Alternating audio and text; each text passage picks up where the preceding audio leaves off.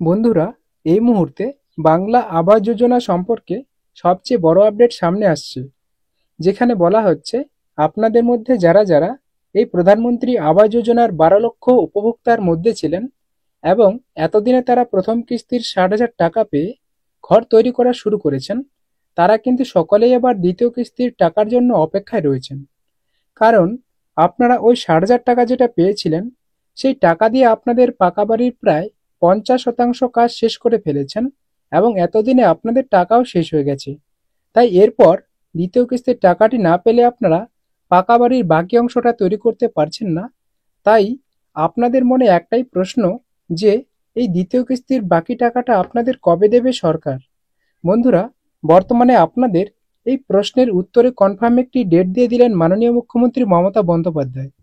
হ্যাঁ বন্ধুরা, ঠিকই শুনেছেন। মাননীয় মুখ্যমন্ত্রী মমতা বন্দ্যোপাধ্যায় কিন্তু আপনাদের ডেট জানিয়ে দিয়েছেন। এছাড়া পিডব্লিউএল অথবা ওয়েটিং লিস্টে যাদের যাদের নাম রয়েছে, তারা প্রায় প্রশ্ন করেছিলেন যে তারা টাকা পাবেন কিনা অথবা কবে পাবেন। তো আপনাদের কবে টাকা দেওয়া হচ্ছে, কিভাবে দেওয়া হবে, তো আপনাদের সমস্ত জানিয়ে রাখবো। যাদের যাদের পিডব্লিউএল এর লিস্টে নাম রয়েছে, তারা কিন্তু প্রত্যেকেই টাকা পাবে। এটা কিন্তু কনফার্ম। বন্ধুরা, এটা কিন্তু কনফার্ম করা হয়েছে মাননীয় মুখ্যমন্ত্রীর তরফ থেকে, যে যাদের যাদের ওয়েটিং লিস্টে নাম রয়েছে তারা কিন্তু সকলেই টাকা পাবেন এবং তাদের কিন্তু টাকা পেতে কোনো রকমের প্রবলেম হতে দেবেন না মাননীয় মুখ্যমন্ত্রী মমতা বন্দ্যোপাধ্যায়। আপনাদের জানিয়ে রাখি যে প্রায় 16 লক্ষ উপভোক্তা এমন রয়েছেন যারা কিন্তু পিডব্লিউএল লিস্টে নাম রয়েছে এবং এখনো পর্যন্ত প্রথম কিস্তির টাকা পাননি। আবার 12 লক্ষ উপভোক্তা এমন রয়েছেন যারা প্রথম কিস্তির টাকা পেয়েছেন কিন্তু দ্বিতীয় কিস্তির টাকা এখনো পর্যন্ত পাচ্ছেন না। তো তাদের সকলের উদ্দেশ্যেই বলে রাখি, তারা কবে টাকা পাবেন, কিভাবে পাবেন, সমস্তটাই কিন্তু আজকে জানালেন মাননীয় মুখ্যমন্ত্রী মমতা বন্দ্যোপাধ্যায়।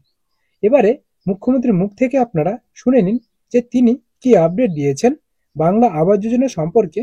এরপর আমি আপনাদের জানাবো যে কারা কারা টাকা পাবেন, কারা পাবেন না, অথবা যারা যারা পাবেন তারা ঠিক কত তারিখের মধ্যে টাকাটি পেয়ে যাবেন।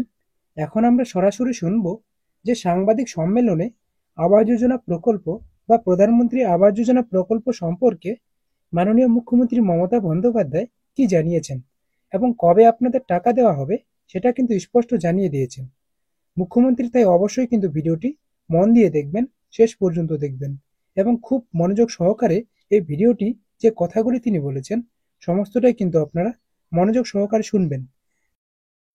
সবটাই তুলে নিয়ে যায় কেন্দ্র, কিন্তু আমাদের ভাগ্যে যেটা পাওয়া উচিত সেটা কিন্তু আমাদের দেওয়া হয় না। 100 দিনের কাজ বন্ধ করে দেওয়া হয়েছে, গ্রামীণ রাস্তার কাজ বন্ধ করে দেওয়া হয়েছে, আবাসনের কাজ, যে গ্রামীণ বাড়ি বন্ধ করে দেওয়া হয়েছে। তা সত্ত্বেও আমরা আমাদের সীমিত ক্ষমতার মধ্যে দিয়ে আপনারা দেখবেন বিরাট অংশ টাকা আমাদের 28 লক্ষ পরিবারকে বাড়ির জন্য এই বাজেটে অনুদান করা হয়েছে। 12 লক্ষ মানুষকে আমরা অলরেডি ওদের 14,500 কোটি টাকার মতো লাগবে, সম্ভবত 1400। আমরা অলরেডি হাফ দিয়ে দিয়েছি ডিসেম্বরে, আর হাফ 14,000 সামথিং আমরা হাফ দিয়ে দিয়েছি এবং বাদ বাকিটা পাবে ওরা জুন মাসে, 6 মাসের মধ্যে।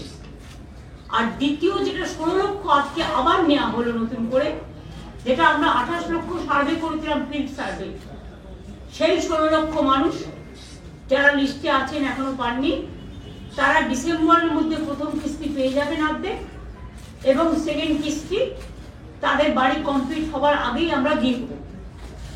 অর্থাৎ আমি মার্চেও দিতে পারি, এপ্রিলেও দিতে পারি, জুন পর্যন্ত আমার টাইম আছে, 6 মাস টাইম আছে। তার মানে মোট 28 লক্ষ। এরপরেও যদি কারো এই লিস্টে থেকে না থাকে, সে চায়, সেক্ষেত্রেও আমরা ফেস বাই ফেস করব। আমরা কাউকেই বঞ্চিত করতে চাই না, কারণ মানুষের মাথার উপর একটা আশ্রয়, মানুষের জীবনের গভীর শিকড় এবং একটা আস্থানা। 2 হচ্ছে, আপনারা দেখেছেন গভর্নর কালকে পরশুদিনের স্পিচে, যে স্পিচে তিনি বলেছিলেন 10 তারিখে যে ঐক্যশ্রী প্রকল্পে আমাদের আবেদন করেছিল 44 লক্ষ, আমরা ডিসেম্বর পর্যন্ত দিতে পেরেছিলাম 16 লক্ষ, কিন্তু এখনো পর্যন্ত আমি খুশির সাথে জানাচ্ছি মার্চের মধ্যে এই টাকাটা, ফেব্রুয়ারির মধ্যে 33 লক্ষ স্কলারশিপ হয়ে গেছে, 16 লক্ষটা 33 হয়ে গেছে, এবং মোট অ্যাপ্লিকেশন আমরা রিসিভ করেছি 45 লক্ষ, এবং বাদ বাকিটা মার্চের মধ্যে 45 লক্ষই যারা পেয়ে যাবে। লক্ষ্মীর ভান্ডার প্রকল্পে এখনো পর্যন্ত 2,21,00,000 মা বোনেরা পায়, এবং এতে আমাদের প্রচুর টাকা খরচ হয়, 50,000 কোটি টাকা। তার কারণ আমাদের দেখা দেখি টুকলি করে কিছু কিছু রাজ্য যেটা বিজেপি ইলেকশনে জেতার জন্য করেছেন, অনেক রাজ্য আবার অনেকগুলো বন্ধও করে দিয়েছে। তাদের মধ্যে নানা রকম রেস্ট্রিকশন কাজ করে, যেমন মান্থলি কারো বাইক থাকলে হবে না, বা ফোন থাকলে হবে না, বা 2.5 লক্ষ টাকা বছরে ইনকাম হতে হবে, এসব আছে। কিন্তু আমাদের লক্ষ্মীর ভান্ডার হচ্ছে ইউনিভার্সাল। একটা ফিগার আপনাদের মার্ক করার জন্য আমি বলছি, দেখবেন আমার নবম দুয়ারে সরকার পর্যন্ত 12 কোটির ওপর মানুষ এসছেন। আপনারা আমাদের কোশ্চেন করতে পারেন, বামফ্রন্ট থাকাকালীন লাস্ট যে সেন্সাস হয়েছিল তখন সেন্সাসে 9 কোটি দেখানো হয়েছিল, এখন প্রায় ওটা 11 কোটি হয়ে গেছে, কিন্তু তা সত্ত্বেও 12 কোটির বেশি মানুষ কি করে এলো? তার কারণ একটা পরিবারে থেকে 3 জন মহিলাও কিন্তু লক্ষ্মী ভান্ডার পায়।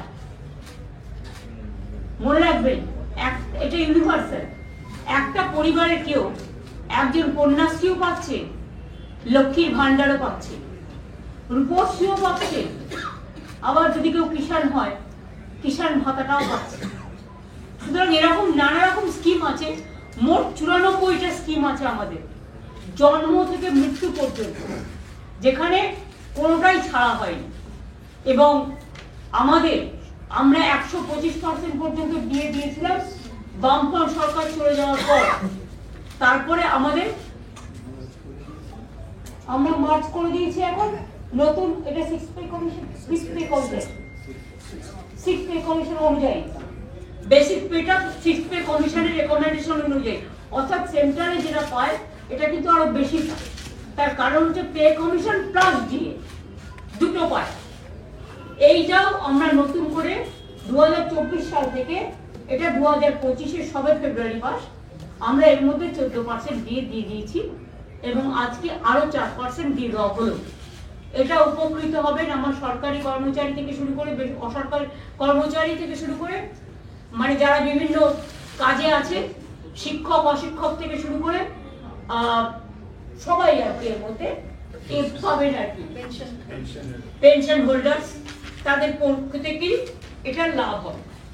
একটা জিনিস আপনারা লক্ষ্য করেছেন, কন্যাশ্রী স্কিমে আমাদের স্কলারশিপ 3টে ফেজে দেওয়া হয়।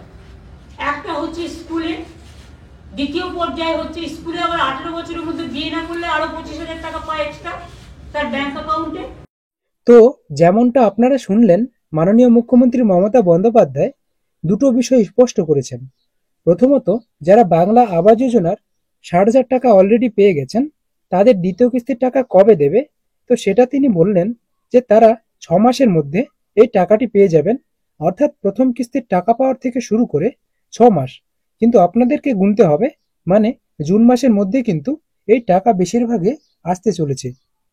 এবারে দ্বিতীয় বিষয় যেটা তিনি বলেছেন সেটা হচ্ছে যে পিডাব্লিউএল অথবা ওয়েটিং লিস্টে যারা যারা রয়েছেন তাদের টাকা কবে দেওয়া হবে। বন্ধুরা, আপনারা যারা মাননীয় মুখ্যমন্ত্রীর কথাগুলি মন দিয়ে শুনেছেন তারা হয়তো ভালো করে শুনেছেন যে তিনি জানিয়েছেন প্রায় 9600 কোটি টাকা, অর্থাৎ 9,600 কোটি টাকা, প্রায় 10,000 কোটি টাকা কিন্তু বরাদ্দ করা হয়েছে এই বাজেটে। কিন্তু ইতিমধ্যেই পেশ করে দেওয়া হয়েছে, অর্থাৎ আপনাদের মধ্যে যারা যারা 16 লক্ষ জন রয়েছেন তাদের কিন্তু প্রথম কিস্তির যে টাকা, সেই টাকা এখনো পর্যন্ত দেওয়া হয়নি, কিন্তু এই টাকা অবশ্যই আপনাদেরকে দেওয়া হবে, এবং সেটার কিন্তু প্রায় 10,000 কোটি টাকা বরাদ্দ হয়েছে সরকারের তরফ থেকে। অর্থাৎ যে সমস্ত 16 লক্ষ উপভোক্তা এখনো পর্যন্ত প্রথম কিস্তির টাকাটি পাননি, তাদের কিন্তু টাকা দেওয়ার ডেটও তিনি জানিয়ে দিয়েছেন। তিনি জানিয়েছেন যে ডিসেম্বরের মাস নাগাদ তাদের প্রথম কিস্তির টাকাটি দেওয়া হবে, এবং যে সমস্ত 12 লক্ষ উপভোক্তা অলরেডি টাকা পেয়ে গেছেন তাদের এবারে দ্বিতীয় কিস্তি দেওয়ার পালা। তো তাদের টাকা দেওয়া হচ্ছে এবারে জুন মাসের মধ্যেই। আশা করি আপনাদের সমস্ত বিষয়টি ক্লিয়ার হয়েছে। বন্ধুরা, এরপরেও যদি আপনাদের কোনো রকমের প্রশ্ন থেকে থাকে অবশ্যই কিন্তু সেটি কমেন্ট করে জানাতে একদমই ভুলবেন না। আপনাদের কমেন্ট সেকশনে কিন্তু খোলা রয়েছে, আপনারা আপনাদের সমস্ত প্রশ্নের উত্তর এই কমেন্টেই পেয়ে যাবেন। ভিডিওটি ভালো লেগে থাকলে অবশ্যই ভিডিওটিতে একটি লাইক দিয়ে দেবেন এবং চ্যানেলে নতুন দর্শক হয়ে থাকলে চ্যানেলটিকে সাবস্ক্রাইব করে পাশে থাকা বেল আইকনে ক্লিক করে সেটিকে অল নোটিফিকেশন অন করে রাখবেন। দেখা হচ্ছে পরের ভিডিওতে।